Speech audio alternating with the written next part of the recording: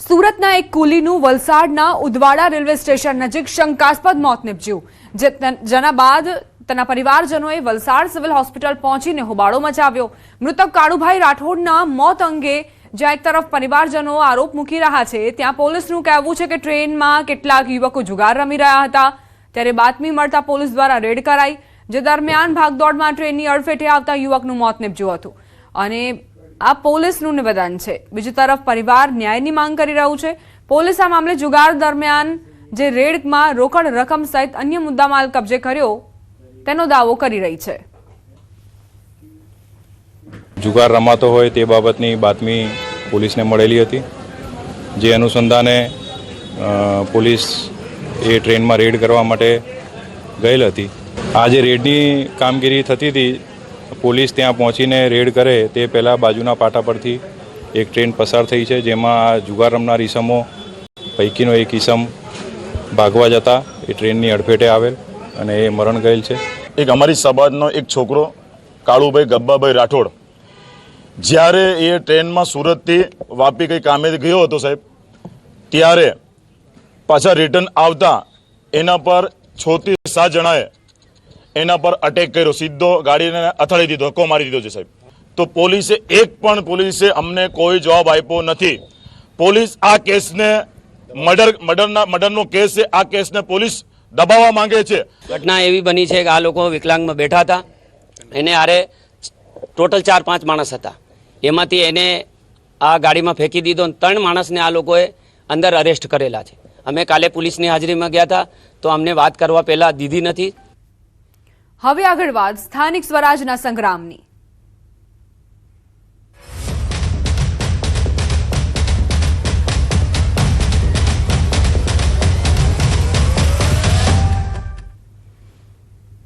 નડિયાદ મહાનગરપાલિકાની ચૂંટણી પહેલા હાઈ વોલ્ટેજ રાજકીય ડ્રામા શરૂ થયો છે। કોંગ્રેસે પોતાના 25 ઉમેદવારોને રાતોરાત અજ્ઞાત સ્થળે ખસેડીને મોટી રણનીતિ અપનાવી છે। ફોર્મ પાછું ખેંચાવા દબાણ અને તોડજોડની આશંકાને ધ્યાનમાં રાખીને હાઈકમાન્ડના આદેશ બાદ ઉમેદવારોને સુરક્ષિત સ્થળે રાખવામાં આવ્યા છે। કોંગ્રેસ પ્રમુખ હાર્દિક ભટ્ટે આરોપ લગાવ્યો કે ઉમેદવારોને 30 થી 60 લાખ સુધીની ઓફર કરવામાં આવી રહી છે અને ધાક ધમકી આપવામાં આવી રહી છે। લોકશાહી બચાવવા કોંગ્રેસે આ માસ્ટર સ્ટ્રોક લીધો હોવાનું જણાવાયું છે। ખેડા જિલ્લામાં સ્થાનિક સ્વરાજ ચૂંટણીનું આવતીકાલે ફોર્મ ખેંચવાનો અંતિમ દિવસ છે, તે પહેલા કોંગ્રેસના મહાનગરપાલિકાના 50 માંથી 25 જિલ્લા ઉમેદવારોને અજ્ઞાત સ્થળે પર લઈ જવામાં આવ્યા છે। આપણી સાથે શહેર કોંગ્રેસ પ્રમુખ હાર્દિક ભટ્ટ જોડાયા છે। હાર્દિક ભટ્ટ, એવું તો શું થયું કે 25 થી વધુ ઉમેદવારોને બહાર લઈ જવા પડ્યા? નડિયાદના 30 વર્ષના જે શાસનના દાવા કરી રહ્યા છે કે અમે વિકાસ કરી રહ્યા છીએ, એ લોકો ગભરાઈ ગયા છે અને ગભરાટને કારણે આજે અમારા ઉમેદવારોને ધમકીઓ આપી રહ્યા છે। ટેકેદારોને ધમકીઓ ગઈકાલથી શરૂ હતી, ટેકેદારોનું ફોર્મ પાછા ખેંચવા લઈ ગયા, પરંતુ નિયમ મુજબ ચાલ્યું નહીં, એટલે અમારા 50 ફોર્મ ગઈકાલે મંજૂર રાખ્યા, પરંતુ એ મંજૂર રાખવાને હજુ ગભરાટ વધી, એને કારણે ગઈકાલ રાતથી પરિવારના જે લોકો બહાર જતા રહ્યા છે એ લોકોના ઘરે જઈ ધમકીઓ આપે છે। 50-50, 60-60 જણનું ટોળું જઈ રહ્યું છે। 30 લાખથી 60 લાખ રૂપિયા સુધી કોંગ્રેસના ઉમેદવારોનો ભાવ બોલાઈ રહ્યો છે। એ લોકો મહાનગરપાલિકામાં જે લોકો ઊભા રહ્યા છે એમને આટલા રૂપિયા આપવા તૈયાર છે અને 1-2 જણને આપ્યા છે। બાકી એક વસ્તુ છે, મેં ઉમેદવારો ઊભા રાખ્યા છે, છેલ્લા 1 મહિનાથી હું મહેનત કરતો હતો, બરાબર છે, તો મારા ઉમેદવારો કેમ લઈ ગયા? બી ગયા છે। બિલકુલ ચોક્કસથી હાર્દિક ભટ્ટે ભાજપ પર સીધા આક્ષેપો કર્યા છે કે ભાજપ દ્વારા આ જે ઉમેદવારો છે તેમને મોટા પૈસાની રૂપિયાની લાલચ આપવામાં આવી છે, જેના કારણે તેમને અત્યારે ઉમેદવારોના સ્થળે મોકલવાની ફરજ પડી છે। ઉમંગ પટેલ, ન્યૂઝ 18 ગુજરાતી, નડિયાદ। પોરબંદર મહાનગરપાલિકાની ચૂંટણીને લઈને રાજકીય ગરમાવો અને તોડજોડની આશંકાને લઈને કોંગ્રેસના ઉમેદવારોને અજ્ઞાત સ્થળે ખસેડવામાં આવ્યા। ફોર્મ ખેંચવાને લઈને તોડજોડ થાય, લોભ લાલચ કે ધાક ધમકીથી ફોર્મ ખેંચવા દબાણ ન થાય તે માટે ઉમેદવારોને સુરક્ષિત સ્થળે મોકલવામાં આવ્યા છે। કેન્ડિડેટોને અમારા ક્યાંક ને ક્યાંક પૈસાની લાલચ આપી દબાવી અને ભારતીય જનતા પાર્ટીના ગુંડાઓ દ્વારા ક્યાંક ને ક્યાંક દબાણ ઊભું કર્યું હોય, તો અત્યારે હાલમાં અમારા 32 જે કેન્ડિડેટ છે એને અમે સેફ જગ્યાએ ખસેડેલા છે અને અમને ક્યાંક ને ક્યાંક એવું લાગે છે કે અહીંયા લોકશાહીનું હનન થતું હોય। વડોદરાના વોર્ડ નંબર 15માં વાઘોડિયા રોડ પર આવેલ રણછોડ પાર્ક સોસાયટીમાં રહીશોએ બેનર લગાવ્યા છે, જેમાં લખ્યું છે કે રામ ભક્ત સોસાયટીમાં કોંગ્રેસે પ્રવેશવું નહીં. તો સાથે જ પક્ષ બદલીને કોંગ્રેસમાં ગયેલા ઉમેદવારો સામે પણ તેમણે રોષ વ્યક્ત કર્યો. કે અમે અમારી આ સોસાયટી આખી ભાજપને જ વોટ કરે છે અને ભાજપને જ વોટ આપશે. એટલા માટે હવે જો એ લોકો આવે ને ખોટો ટાઈમ વેસ્ટ કરે એના કરતા આ જોઈને જ જતા રહે. આ બેનર ફક્ત પક્ષ પલટો કરનાર વ્યક્તિ માટે જ છે, બીજું કોઈ કારણ નથી. અને અમે ફક્ત રામ ભક્ત છે ને આખી સોસાયટી બીજેપીને પહેલેથી વોટ આપતી આવી છે, એ પ્રમાણે અમે ચાલી. ચૂંટણી પહેલા જ મોરબીમાં વિરોધના સૂર ઉઠ્યા છે. વોર્ડ નંબર 6માં નેતાઓને મત માંગવા ન આવવું એવા પોસ્ટર લાગ્યા. મોરબીમાં રાજકીય ગરમાવો.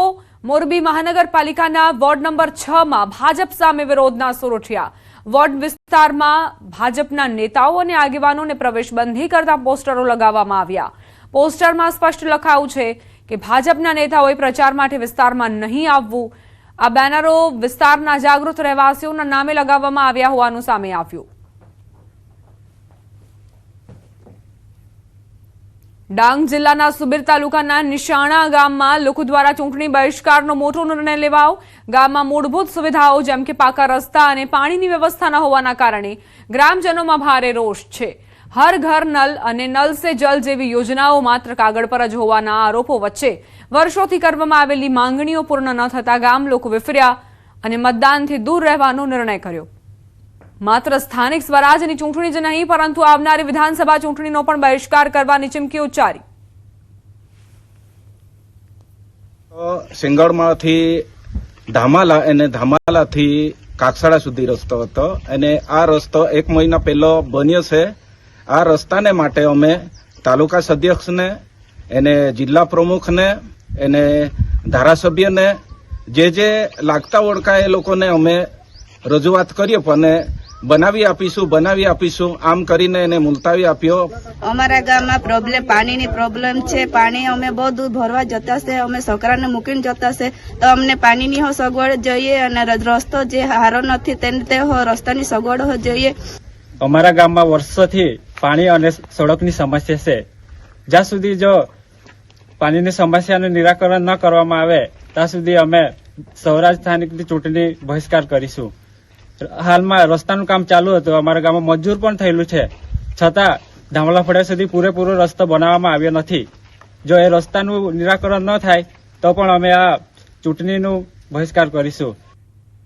રોકાઈશું એક બ્રેક માટે. આપ જોતા રહો ન્યૂઝ 18 ગુજરાતી.